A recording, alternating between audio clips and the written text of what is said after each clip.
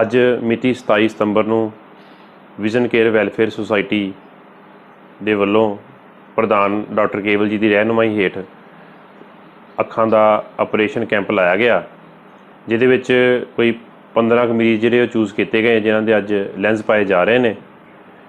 ਸਰਦਾਰ Tarlochan Singh Bittu ji chairman Silver Oak International School ਤੇ Silver Oak International School ਦੇ ਸਮੂਹ ਸਟਾਫ ਵੱਲੋਂ ਜਿਹੜਾ ਆ ਅੱਜ ਦੇ ਕੈਂਪ ਵਿੱਚ ਯੋਗਦਾਨ ਪਾਇਆ ਜਾ ਰਿਹਾ।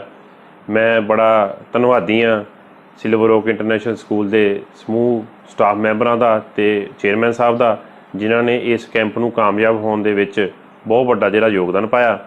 ਸੋ ਅੱਜ ਜਿਹੜੇ ਆਪਰੇਟ ਹੋਏ ਆ ਉਹ ਮਰੀਜ਼ਾਂ ਨੂੰ ਕੱਲ੍ਹ ਬੁਲਾ ਕੇ ਉਹਨਾਂ ਨੂੰ ਐਨਕਾਂ ਵਗੈਰਾ ਦਿੱਤੀਆਂ ਜਾਣਗੀਆਂ ਅਤੇ ਉਹਨਾਂ ਦੀਆਂ ਪੱਟੀਆਂ ਖੋਲ੍ਹੀਆਂ ਜਾਣਗੀਆਂ। ਅਤੇ ਇਸ ਸੁਸਾਇਟੀ ਦਾ ਜਿਹੜਾ ਇਹ ਮਿਸ਼ਨ ਚੱਲ ਰਿਹਾ ਹੈ, ਇਹਦੇ ਵਿੱਚ ਜੇ ਕੋਈ ਹੋਰ ਵੀ ਯੋਗਦਾਨ ਪਾਉਣਾ ਚਾਹੁੰਦਾ ਹੈ, ਉਹ ਸਾਡੇ ਕੋਲ ਮਰੀਜ਼ ਵੀ ਲਿਆ ਕੇ ਸਾਨੂੰ ਪ੍ਰੋਵਾਈਡ ਕਰਾ ਸਕਦਾ ਹੈ, ਜਾਂ ਮਰੀਜ਼ ਕਿਸੇ ਨੇ ਚੈੱਕਅਪ ਕਰਾਉਣਾ ਹੈ, ਕਿਸੇ ਨੂੰ ਅੱਖਾਂ ਰਿਲੇਟਡ ਕੋਈ ਵੀ ਬਿਮਾਰੀ ਹੈ, ਅਤੇ ਉਹ ਸਾਡੀ ਸੁਸਾਇਟੀ ਨਾਲ ਇੱਥੇ ਵੇਵਜ਼ ਹੌਸਪੀਟਲ ਜਾਂ ਡਾਕਟਰ ਕੇਵਲ ਜੀ ਦੇ ਨਾਲ ਸੰਪਰਕ ਕੀਤਾ ਜਾ ਸਕਦਾ ਹੈ। Thank you.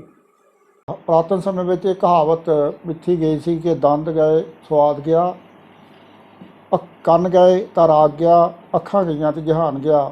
ਸੋ ਅੱਖਾਂ ਦਾ ਤੰਦਰੁਸਤ ਹੋਣਾ, ਠੀਕ ਹੋਣਾ ਇੱਕ ਨਿਆਮਤ ਆ, ਔਰ ਇਹ ਜੀਵਨ ਵਿੱਚ ਸਭ ਤੋਂ ਮਹੱਤਵਪੂਰਨ ਅੰਗ ਆ। ਇਸ ਸਮੇਂ ਜੋ ਗਰੀਬ ਲੋਕਾਂ ਵਿੱਚ ਅੱਖਾਂ ਦੇ ਅਖੀਰ ਸਮੇਂ ਵਿੱਚ ਆ ਕੇ ਤੰਗੀ ਹੁੰਦੀ ਆ, ਉਹਨਾਂ ਕੋਈ ਸਮਰੱਥਾ ਨਹੀਂ ਹੁੰਦੀ ਕਿ ਉਹ ਇਹ ਆਪਣਾ ਇਲਾਜ ਕਰਾ ਸਕਣ। ਸੋ ਇਸੇ ਲਈ ਵਿਜ਼ਨ ਕੇਅਰ ਸੰਸਥਾ ਜੋ ਕਿ ਟਾਂਡਾ ਵਿੱਚ ਸਥਾਪਿਤ ਕੀਤੀ ਗਈ ਆ, ਉਹ ਹਰ ਮਹੀਨੇ ਵਿੱਚ ਘੱਟੋ ਘੱਟ 20 ਤੋਂ ਜ਼ਿਆਦਾ ਆਪਰੇਸ਼ਨ ਅੱਖਾਂ ਦੇ ਕਰਦੀ ਆ। ਔਰ ਇਹਦੇ ਲਈ ਦਾਨੀ ਸੱਜਣ ਜਿਵੇਂ ਕਿ ਤਰਲੋਚਨ ਸਿੰਘ ਬਿੱਟੂ, ਇਹਨਾਂ ਨੇ ਇੱਕ ਆਪਣੇ ਆਪ ਨੂੰ ਸਪੋਂਸਰ ਹੀ ਕੀਤਾ ਹੋਇਆ ਸਾਨੂੰ ਕਿ ਅਸੀਂ ਇਹ ਜਿੰਨੇ ਵੀ ਆਪਰੇਸ਼ਨ ਹੋਣਗੇ ਉਹਨਾਂ ਲਈ ਮੈਂ ਪੇ ਕਰੂੰਗਾ, ਔਰ ਜੇ ਹੋਰ ਕੋਈ ਜਿਹੜੇ ਦਾਨੀ ਸੱਜਣ ਹੋਣ ਤਾਂ ਉਸ ਵੇਲੇ ਨਹੀਂ, ਪਰ ਜਦੋਂ ਵੀ ਕਦੇ ਤੁਹਾਨੂੰ ਦਾਨੀ ਸੱਜਣਾਂ ਤੋਂ ਘਾਟ ਆਵੇ ਤਾਂ ਮੈਂ ਸਾਰੇ ਆਪਰੇਸ਼ਨ ਕਰਾਂਗਾ। ਸੋ ਇਹਦੇ ਨਾਲ ਇਲਾਕੇ ਦੇ ਹਰੇਕ ਗਰੀਬ ਵਿਅਕਤੀ ਨੂੰ ਇਹ ਸੁਵਿਧਾ ਮਿਲ ਰਹੀ ਆ ਅਤੇ ਉਹਨੂੰ ਅੱਖਾਂ ਦੇ ਆਪਰੇਸ਼ਨ ਲਾ ਕੇ ਉਹਨਾਂ ਦੇ ਲੈਂਸ ਪਾ ਕੇ ਉਹਨਾਂ ਨੂੰ ਰੋਸ਼ਨੀ ਦਿੱਤੀ ਜਾ ਰਹੀ ਆ। ਸੋ ਇਹਨਾਂ ਨਾਲ ਅਸੀਂ ਉਹਨਾਂ ਦਾਨੀ ਸੱਜਣਾਂ ਦੇ ਧੰਨਵਾਦੀ ਹਾਂ ਜਿਹੜੇ ਕਿ ਇਹ ਉਪਕਾਰ ਕਰ ਰਿਹਾ। ਔਰ ਵਿਜ਼ਨ ਕੇਅਰ ਸੰਸਥਾ ਜਿਨ੍ਹਾਂ ਦੇ ਚੇਅਰਮੈਨ ਸਾਹਿਬ ਆਪਣੇ ਡਾਕਟਰ ਕੇਵਲ ਜੀ ਹਨ, ਉਹਨਾਂ ਦੇ ਧੰਨਵਾਦ ਕਰਦੇ ਕਿ ਉਹਨਾਂ ਨੇ ਇਸ ਸੰਸਥਾ ਨੂੰ ਇਸ ਤਰ੍ਹਾਂ ਨਿਰੰਤਰ ਚਾਲੂ ਕੀਤਾ ਹੋਇਆ। ਸੋ ਵਾਹਿਗੁਰੂ ਜੀ ਕਾ ਖਾਲਸਾ, ਵਾਹਿਗੁਰੂ ਜੀ ਕੀ ਫਤਿਹ। ਅਸੀਂ ਮਹੀਨੇ ਵਿੱਚ 2 ਜਾਂ 3 ਕੈਂਪ ਲਗਾਉਂਦੇ ਹਾਂ, ਹਰ ਹਾਲਤ ਵਿੱਚ ਲਗਾਉਂਦੇ ਹਾਂ, ਔਰ ਬੜੇ ਸਕਸੈਸਫੁਲ ਹੀ ਲਗਾਉਂਦੇ ਹਾਂ। ਔਰ ਸਭ ਤੋਂ ਵੱਡੀ ਗੱਲ ਹੁੰਦੀ ਬਜਟ ਦੀ, ਪੈਸੇ ਦੀ ਗੱਲ ਹੁੰਦੀ ਸਾਰੀ, ਕਿਉਂਕਿ ਇਹਦੇ ਵਿੱਚ ਬਹੁਤ ਜ਼ਿਆਦਾ ਖਰਚਾ ਹੋ ਜਾਂਦਾ। ਇਹੀ ਆਪਰੇਸ਼ਨ ਜੇਕਰ ਤੁਸੀਂ ਰੂਟੀਨ 'ਚ ਕਰਾਉਣਾ ਹੈ ਬਾਹਰ, ਤੁਸੀਂ ਆਪਣੇ ਆਪ 'ਤੇ 15-20 ਹਜ਼ਾਰ ਰੁਪਏ ਆਰਾਮ ਨਾਲ ਲੱਗ ਜਾਣਾ। ਉਸ ਤੋਂ ਬਾਅਦ ਜੇ ਜਲੰਧਰ ਵੀ ਕਰਾਉਣਾ ਤਾਂ ਫਿਰ ਤੁਹਾਨੂੰ 4-5 ਵਿਜ਼ਿਟ ਤੁਹਾਨੂੰ ਜਲੰਧਰ ਕਰਨੀਆਂ ਪੈਣੀਆਂ। ਉਸ ਤੋਂ ਬਾਅਦ ਉਹ ਡਾਕਟਰ ਮਿਲਦਾ ਨਹੀਂ ਮਿਲਦਾ, ਤੁਸੀਂ ਪੂਰਾ ਦਿਨ ਖਰਾਬ ਕਰਦੇ ਆ। ਇਹ ਸਾਰੀਆਂ ਚੀਜ਼ਾਂ ਨੂੰ ਮੁੱਦੇ ਨਾਲ ਰੱਖਦੇ ਹੋਏ ਸਾਡੇ ਕੋਲ ਸਪਾਂਸਰ ਹੀ ਇੰਨੇ ਜ਼ਿਆਦਾ ਆ ਗਏ, ਸਾਡੇ ਕੋਲ ਡੋਨਰ ਇੰਨੇ ਜ਼ਿਆਦਾ ਆ ਗਏ। ਉਹ ਸਭ ਤੋਂ ਜ਼ਿਆਦਾ ਟੌਪ 'ਤੇ ਡੋਨਰ ਆਏ ਸਾਡੇ ਕੋਲ, ਜਿਨ੍ਹਾਂ ਨੇ ਅੱਜ ਦਾ ਇਹ ਸਾਰਾ ਪੂਰਾ ਖਰਚਾ ਚੱਕਿਆ।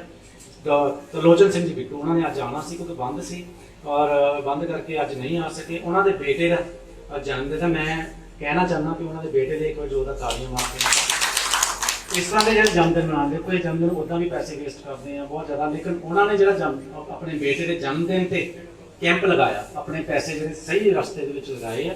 ਇਹ ਇੱਕ ਬਹੁਤ ਵੱਡੀ ਮਹਾਨਤਾ, ਇੱਕ ਚੰਗੀ ਪੈੜ ਲਗਾਈ ਉਹਨਾਂ ਲੋਕਾਂ ਨੂੰ, ਇੱਕ ਪ੍ਰੇਰਨਾ ਦਿੱਤੀ ਹੈ ਕਿ ਅਸੀਂ ਇਸ ਤਰ੍ਹਾਂ ਵੀ ਜਨਮ ਦਿਨ ਮਨਾ ਸਕਦੇ ਹਾਂ।